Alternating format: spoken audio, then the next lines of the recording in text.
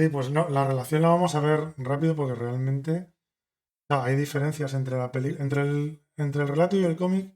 Ya hemos adelantado antes que no hay muchas. Y de hecho yo creo que el cómic lo vamos a pasar también un poco por encima porque salvo por el dibujo, es que es clavado. Sí, no, y las licencias que se toman luego se van a ver en la película. Por ejemplo, el sexo entre el alienígena y la muchacha cuando despiertan y demás, que luego se incorpora al final de la película Sí, pero también, hay pequeños. pero es más una escena porque luego los alienígenas tampoco tienen nada que ver Ujú, completamente. entre la película y el relato. Y la película sí que añade cosas de la mano de Carpenter, que ahí sí que ya a lo mejor nos metemos un poquito más. Pero bueno, vamos resumiendo un poco lo que es el relato y vamos hablando un poquito de él. Vale, esto empieza en un espectáculo de hipnosis, que el hipnotizador está diciéndole a los hipnotizados que despierten. Pero nuestro protagonista, que es George Nada, que además se apellida Nada así en castellano, en algún sitio, no sé si es en el cómic que se llama Nada, sí que dicen que es Nada en castellano, pero bueno, aquí no sé, no me acuerdo si hacía referencia o no, pero bueno, el protagonista empieza a ver que entre el público del teatro hay caras como muy raras, caras de alienígena. Y bueno, aquí el protagonista quizá sea un tío un pelín más inteligente que el de la película y se da cuenta de que si da muestras de que se está dando cuenta de lo que está viendo, a lo mejor no le va a ir muy bien. O sea, es como que tiene un despertar o se siente raro, pero él ahí. Sí, a mí me da la sensación de que aquí el protagonista es más consciente desde el minuto uno y sabe lo que tiene que hacer para que no le pillen. En la película ya lo veremos, y yo creo que tiene que ver con cómo se narra la película y con cómo te introduce a los personajes. Hay un, hay un periodo en el que el protagonista se está adaptando porque no sabe muy bien qué está ocurriendo. Aquí en el minuto uno, él ya sabe Mm. que hay alienígenas. De hecho, él ve como está en un espectáculo de hipnosis, él tiene la sensación de algo ha fallado. Aquí están hipnotizando a todo el mundo. Aquí todo el mundo está como manipulado mentalmente y gracias a este espectáculo yo he despertado. De hecho, yo también lo achaqué más a que el relato es un relato de 4 páginas, 5 páginas, y claro, tampoco te puedes perder en prolegómenos.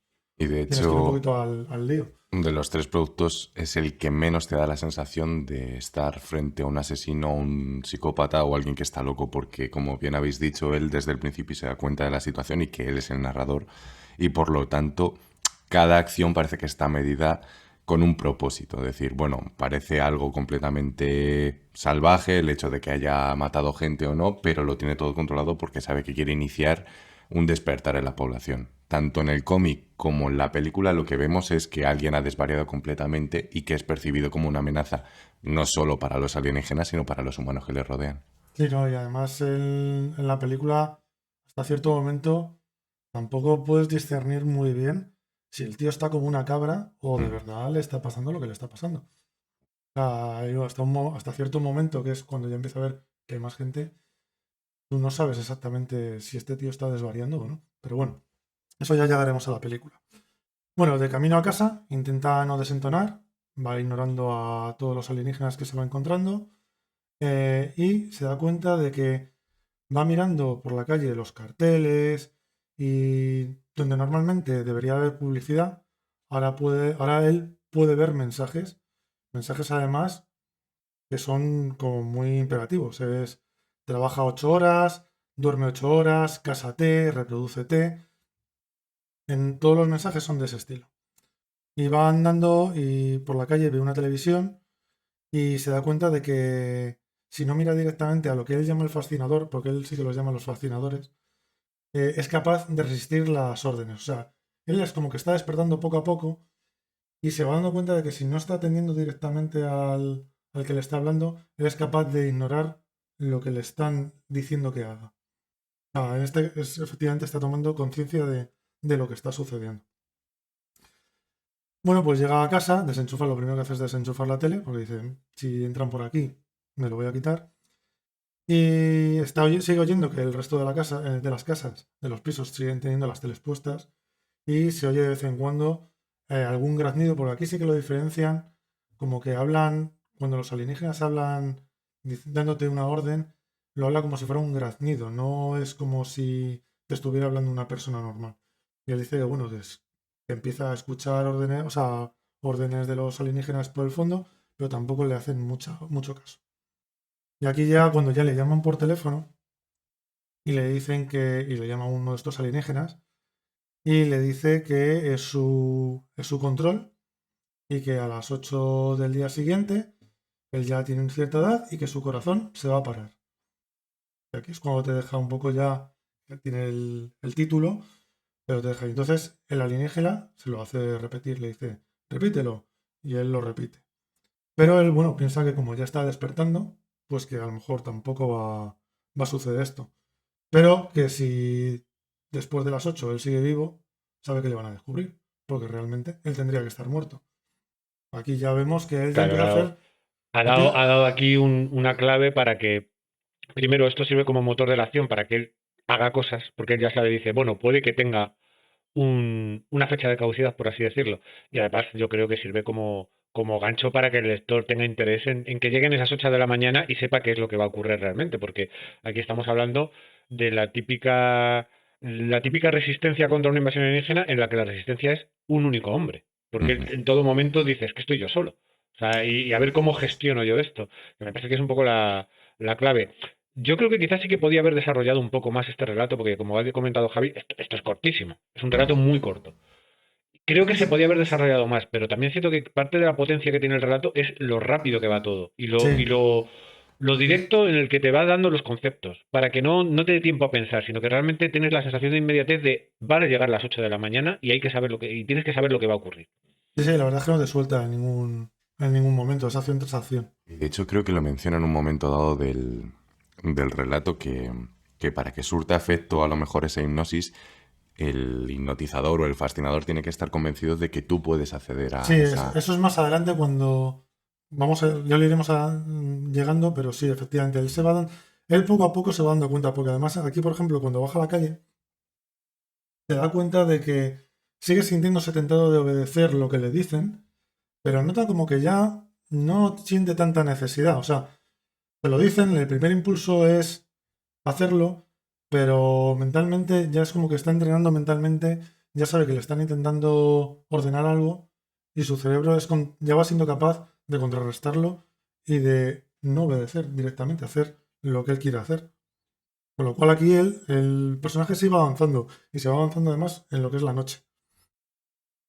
Eh, bueno, pues después de estar en el piso, se va a la calle y va a un callejón y se encuentra con un, con un pordiosero que sabe que es un alienígena, le está mirando y ve que es un alienígena, y entonces el alienígena le dice que se vaya y él no se va, pasa de obedecerle y coge, no sé si era un ladrillo y le destroza la cabeza. Y aquí encuentra le encuentra como una especie de radio en donde se oyen, se oyen como mensajes que él no los llega a entender, pero cree que es una especie como de comunicación que tienen entre todos ellos. Bueno, él decide irse pues a casa de su novia a contarle todo este problema que está viendo e intentar despertarla. Pero a partir de aquí es cuando empieza a surgir en él ya la necesidad de despertar. Y la primera que intenta despertar es a su novia. Que no lo logra. Aquí hay una escena de que si la insulta, que si luego la pega, que si no sé qué. Y como además le da una bofetada para que se despierta y no lo logra, y hay chillidos, llama a la puerta a un extraterrestre para ver qué está pasando. Y entonces George, sin ni corto ni perezoso, me parece que cogió un cuchillo y lo mata. Aquí la novia ya está flipando. Y de Mm. hecho el extraterrestre que llega es un vecino, de hecho, Sí, sí, es un que ha vecino. ido todo el Carajal y de hecho lo que él dice es, bueno, yo estoy viendo un alienígena, pero mi novia probablemente está viendo este tipo que va en una Sí, no, camiseta. porque además él lo dice como que hay veces como que se le superpone la Sí. cara Sí, normal sí. con su cara de alienígena. ¿Y os acordáis de lo que dice el alienígena? Podéis hacer un ruido más débil. Porque juegan mucho con el lenguaje y cuando están dando órdenes se comportan de una manera completamente diferente. Y ya cuando empiezan a experimentar sentimientos, sobre todo miedo, ves enseguida cómo cambia el alienígena. Sí. Entonces aquí le pregunta a la mujer que si conoce a este, dice sí, sí, vive ahí. Entonces me parece que la ata a la novia y se va a la casa de donde había venido, llama, le dice al otro alienígena que le abre que si puede pasar, que es que iba a ver al que ha matado y cuando se da la vuelta lo mata. Ujú. Javi, Entonces, una cosita, sí, perdona. Yo tengo una duda. Se supone que la hipnosis funciona mientras el alienígena esté vivo. Entonces, cuando lo mata, se no, supone... el problema, o sea, yo lo que entendí en el relato es que todo el mundo está hipnotizado. Sí, pero... El rollo es que cuando le dicen que despierte, este se pasa de frenada y despierta, pero despierta del todo. Ujú. ¿Sabes? Está en el espectáculo, en teoría es parte de ese espectáculo, pero él despierta de verdad. Claro, pero entiendo que los fascinadores también están ejerciendo una hipnosis activa, entonces cuando mata al vecino enfrente de la novia del protagonista, entiendo que a lo mejor esa hipnosis desaparece. No, porque aquí la novia dice que le sigue Claro, viendo. por eso. Es que yo tengo una teoría un poco diferente. Yo es que tengo la sensación de que estos alienígenas, la hipnosis la utilizan sobre todo la radio y la televisión, para ir dando las órdenes y para mantener esa hipnosis, por así decirlo. Ujú. Entonces, ¿qué ocurre? Que no es una cuestión de que tú cuando veas cómo muere un alienígena de repente despiertes, sino que tú tienes una habituación, es como si dijéramos una Tú ya droga. estás O sea, es hipnotizado. como si fuera una droga. Tú no te puedes quitar de esa droga de un día para otro, sino que tienes que tener un proceso. Lo que pasa es que él ha Ujú. tenido la suerte de que en ese espectáculo, como bien dice Javi, se ha pasado de frenada y ha logrado despertar. De hecho, no logra despertar del todo, porque como bien ha dicho, a veces ve humanos, a veces ve que son alienígenas, no Ujú. ve los mensajes todo el rato. De hecho, él hace un esfuerzo en no mirar, porque sabe que eso en cualquier momento le puede volver a traer de vuelta. Él no tiene muy claro cómo despertar a la población. Entonces, lo que está haciendo realmente es un ser humano que está dando palos de ciego y además con bastante violencia porque es lo único que él conoce para poder Ujú. combatir esto que no tiene muy claro cómo combatirlo. Sí, no, y además poco a poco ves como la cabeza se va entrenando para eludir ese control mental, que es lo que vienen haciendo. Y bueno, cuando entran a esta casa, aquí sí que hay un detalle que luego no lo vamos a encontrar en la película, pero ve restos humanos medio comidos y ve también babosas, que son las crías de estos alienígenas. Aquí sí que se ven las crías, que las mata también, y ve restos humanos. O sea, aquí los extraterrestres sí se comen a los humanos, Ujú. entre otras muchas cosas. Pues aquí tampoco te dejan muy claro cuál es el objetivo final de los alienígenas. Aparte de ejercer el control, tú no sabes por qué están aquí, pero bueno, sí sabes que se alimentan de...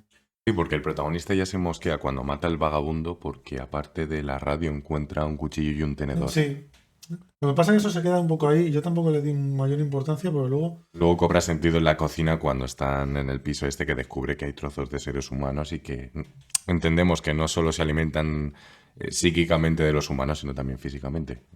sí, y además aquí encuentra un arma. Encuentra un arma de dardos venenosos, que es el arma con la que se va a armar durante el relato. Entonces aquí deja a la novia atada, me parece, y se va en el coche de la novia y oye por la radio que lo están buscando. Pero aquí es cuando empieza a reconocer que en el locutor de la radio hay un cierto deje de temor a la hora de hablar. Porque cuando se han dado cuenta de que hay alguien que los puede ver como son, es como que ha generado la duda dentro de los alienígenas. Y aquí es cuando él empieza a reconocer que pues eso, que el locutor tiene un poco de miedo o tiene algo de miedo. ¿Sabes? Y aquí es cuando él se empieza a plantear qué puedo hacer yo, que soy un solo tío, contra todos estos, que están por todas partes. O sea, ¿por qué tiene este hombre miedo de mí? O sea, bueno, este hombre, perdón. Este alienígena tiene miedo de mí. Entonces, bueno, él empieza a ver que se montan controles policiales, con lo cual él decide dejar el coche e irse en metro para evitar los controles. Y ve en otra televisión, de estas de la calle, cuando está paseando, que están repitiendo una y otra vez los locutores que somos vuestros amigos y tal, pero ya les ve como con más miedo. Ya empieza a detectar el miedo como un patrón dentro de lo que están haciendo los Es, alienígenas. es curioso el uso de los televisores que hace constantemente, porque claro, es una cosa que nosotros, por ejemplo, aquí en España no hemos vivido, pero en Estados Unidos durante los años 50, 60, 70 era muy habitual que en las tiendas que vendían televisores hubiera televisores que estaban emitiendo la señal que hubiera en ese momento, los noticiarios o los diferentes programas o lo que fuera. Sí, sí que molaba. Entonces, eso es un poco lo que yo siempre he entendido que es el mecanismo que utilizan los alienígenas para controlar a toda la población a nivel. Ahora hoy en día, pues no, eso no ocurre realmente. De hecho, tú cuando entras a una tienda de televisión lo que te encuentras es que están poniendo el típico programa estándar o lo que sea necesario. Sí, Pero bueno, a mí me parece que la demo de la. o la de la demo de tele. la televisión, exacto. Pero claro, en aquel momento sí que se emitía. Entonces, yo siempre he tenido la sensación al leer el relato que eso es lo que están utilizando los alienígenas, el que realmente hay una transmisión constante que es una sociedad que está como muy televisiva, que está como muy pendiente de todo lo que ocurre en Pero televisión. no sé si es tanto la televisión como tal. No, pues yo aquí sí que siempre en lo que es el relato, les he dado más importancia a los fascinadores en sí, no al hecho de la televisión. O sea, a mí me venía la idea de la televisión, claro, yo había visto antes la película que haberme leído el relato. Pero aquí yo creo que la idea de la televisión es más bien un medio de comunicación, porque también hablan por la radio y por la radio también lo escucha. O sea, yo creo que es más el efecto de la voz que tienen los fascinadores o la imagen del fascinador directamente, o todo el conjunto, lo que impone la hipnosis a la gente. Lo que pasa es que, claro, la tele es muy completa. Pues la tele le estás viendo y le estás Es oyendo. imagen y sonido, Es claro, sí. imagen y sonido que es más Y también es potente. cierto que, a ver, que os puede dar la sensación a los oyentes de que estamos hablando de un relato que es muy extenso, pero es que el relato va muy rápido y son 5 páginas. O sea, el relato en 5 minutos te lo has leído. No hay mayor problema. Sí, sí, el relato es súper súper rápido. Bueno, pues después de esto se va abriendo paso con. Bueno, no. Después de notar que tienen la voz más temerosa, se da cuenta de que aquí es el momento en el que él se da cuenta de que a lo mejor todo el poder que tienen los extraterrestres está concentrado en que ellos mismos crean que pueden imponerse a nosotros, o sea, que nos pueden imponer sus órdenes. Aquí es un poco el momento más en la cuerda floja, a lo mejor, del relato. Pues llegar a esa conclusión también es un poquito. Pero bueno, claro, tienes que darle. El relato tiene que avanzar. Entonces él lo que piensa que para que si él, la manera que tiene de cargarse a todos estos alienígenas es despertar a todo el mundo o a la mayor cantidad de gente posible para que ellos tengan más miedo y cuanto más miedo tengan, menos capacidad tengan de controlar mentalmente a la Es gente. sembrar la duda, ¿no? O sea, él Sí, entiende que si siembra la duda en la población, eh, esa población será un poco más débil a la hora de creer lo de los alienígenas y los alienígenas serán debilitados. Es un poco, yo creo en ese sentido aquí los alienígenas son un poco parásitos, ¿no? Y Mm. necesitan la colaboración de los humanos. Y creo que lo que pasa es que como tú bien dices, hay como un pequeño salto de fe aquí, de por qué él llega a esa conclusión, aunque sí que hay detalles, pero claro, al final el problema es que el relato va tan rápido que no te da la sensación de que sea una conclusión lógica. Sí, no permite una divagación o cómo funciona esa sociedad como para que... claro, sí, él te intenta ir metiendo, te va a ir metiendo lo del miedo, en no sé qué, poquito a poco para que lo vayas, pero que realmente tampoco tiene una relación directa. Es Claro, una de estas que él piensa que le puede salir bien. y que realmente aquí el autor no se molesta en ningún momento en describirte la sociedad alienígena, ni cómo funcionan, ni de dónde vienen, ni qué es lo que pretenden. Te da algunas pistas, algunas pinceladas, pero no lo hace. Esto cualquier otro autor del género probablemente hubiera dedicado páginas y páginas a Mm. describirte cuáles son sus intenciones y tal. Pero no, es que él quiere ir al turrón. De hecho, hay que entender que este es el típico relato publicado en una revista que tenía relatos cortos, relatos medios y relatos largos. Y este es de los cortitos, cortitos. Porque, o sea, ¿de qué año es este relato? ¿Lo sabéis? Del 60 y algo era. Pues dame un segundo. O sea, no, Que es no lo más tengo. ubicarme en el porque aquí habría que hacer un poquito de historia ufológica y está claro que lo que se está describiendo en este relato es el típico encuentro con los reptilianos. O sea, por la descripción y Pero es todo. del 63. Yo creo que todavía, a ver, había muchos avistamientos, pero realmente la edad de oro de la ufología, por llamarla de alguna Sí, son manera, los 70, fueron 80. los 70, finales de los 70 sobre todo. Pero Sí, en el pero que 63 ya había, ya había claro, el ocurrido Roswell, ya había. arquetipo... No de los grises, pero sí el arquetipo de los reptilianos de que están entre nosotros, que son intraterrestres, no extraterrestres y demás, encaja perfectamente. Dije, jolín, ha sabido coger bien una fobia o a lo mejor uno de los miedos patentes en la sociedad del momento, aparte del concepto de gran hermano y demás, y aplicarlo de una manera mucho más directa. ¿Por qué? Porque el espectador, no solo, bueno, o el lector de la época y nosotros, porque hemos heredado ese conocimiento, ya incorporamos esa información extra. Bueno, y además hay que entender que en todas esas teorías de los reptilianos o de la gente oculta dentro de nosotros que quieren dominarnos, una élite mundial, es nuevo orden mundial, Illuminati, etcétera, etcétera, también hay un miedo muy latente que sí que estaba en la época, que es el miedo a que hubiera agentes soviéticos encubiertos en Estados Unidos. Y ese Ujú. miedo se acaba transformando en toda una serie de conspiranoias que al final se vuelven loquísimas, realmente, sobre todo cuando llega todo el boom de la ufología en los años, a finales de los, bueno, en los 70, finales sobre todo. Entonces yo creo que eso, que aquí no se ve tan claramente, pero estaba un poco en el subconsciente colectivo de toda la sociedad y eso lo transmite un poco el relato, por lo menos a mí sí me da esa sensación. Pero claro, también es cierto que esto es un análisis que podemos hacer a posteriori, sabiendo Mm. que esa sociedad tenía esos miedos. En aquel momento, cuando tú estabas dentro de esa sociedad, pues era así, te hablaban de los comunistas, te hablaban de que podía haber espías, de hecho algún Sí, caso no, pero, salía. pero tampoco porque la invasión de los ladrones de cuerpos es la antigua. También debe ser de por la misma época o por ahí. También va un poco Habla un poco de lo del mismo. mismo tema. Entonces, no, es una paranoia que tenía que en Estados Unidos existía en aquella época porque, claro, acabas de tener la Segunda Guerra Mundial y estabas ya con la Guerra Fría. Ujú. Y las cosas estaban bien calentitas.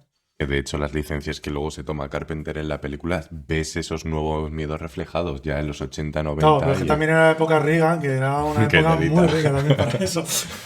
Pero bueno, no adelantemos. Bueno, bueno, pues George Nada decide que si la manera de hacer que le teman más es dar a conocer todo a más gente, pues la mejor manera es irse a la televisión.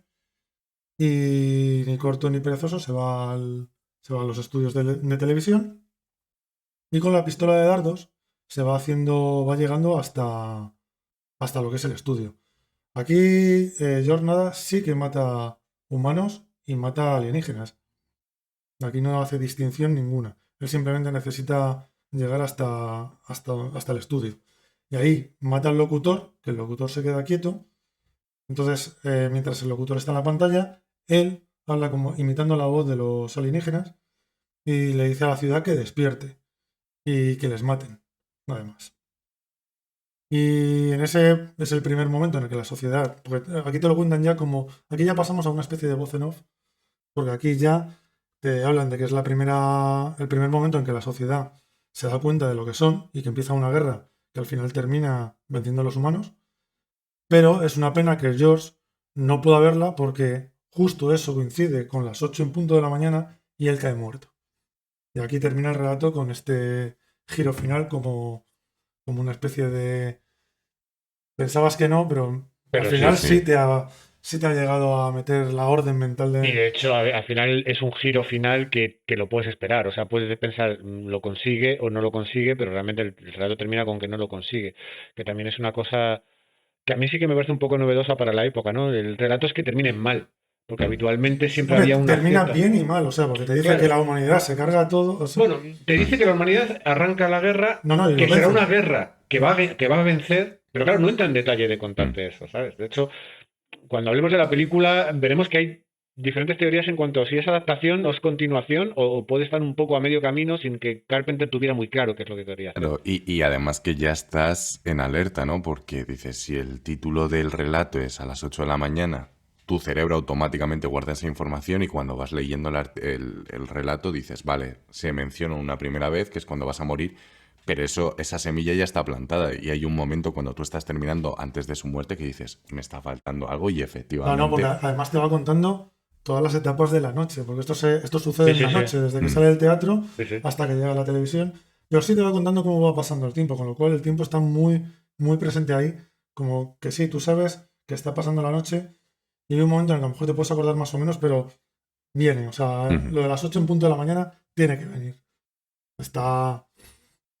Y aquí acaba la historia, no tiene... No tiene más, es una historia muy corta, se lee en nada. Sí, a ver, yo de hecho creo que el principal valor que tiene esta historia es esa inmediatez que tiene, ¿no? Y quizás Y la potencia, porque es muy potente, es muy exacto. potente, va Y muy directa. quizás a posteriori, pues el poder analizar las obras que ha inspirado, ¿no? Que sobre todo yo creo que la más importante es Están vivos de John Carpenter, porque del cómic yo creo que no vamos a hablar mucho, porque como hemos dicho es una adaptación muy literal y Mm. quizás lo único que podemos comentar es que en el cómic los alienígenas sí que tienen el típico aspecto de alienígenas un poco amorfo, con tentáculos, Ojos por todos los lados. ojos por Mm. todos lados, que a mí Y el problema dientes. que tengo yo con el cómic es que me parece muy humorístico. O sea, es que hay un momento dado en que Sí. estoy viendo todo el rato un cómic de mono que te está contando una cosa bastante seria. Y bueno, y tiene un estilo que, bueno, los que conozcan Ren y Stimpy y Laura Grzelewski, pues le puede sonar. O sea, tiene un estilo como un poco exagerado. No es el mejor de los dibujantes, pero tiene un estilo particular que te puede llamar la atención.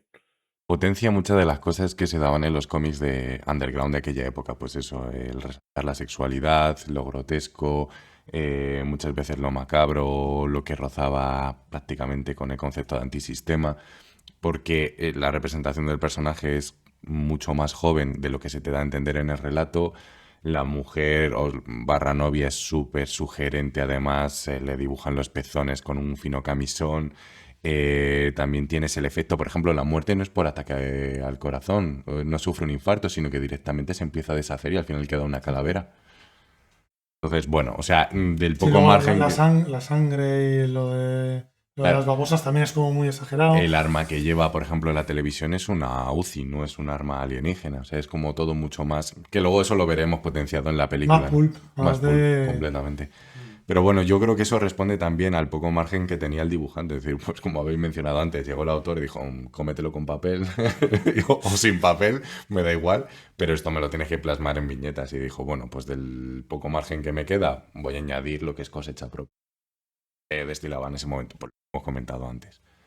Ya está. Pero sí, además, yo me reía porque internamente yo lo definía como la adaptación de Zack Snyder de Watchmen, de la película. Es tan literal que no te deja espacio a pensar cosas Sí, nuevas.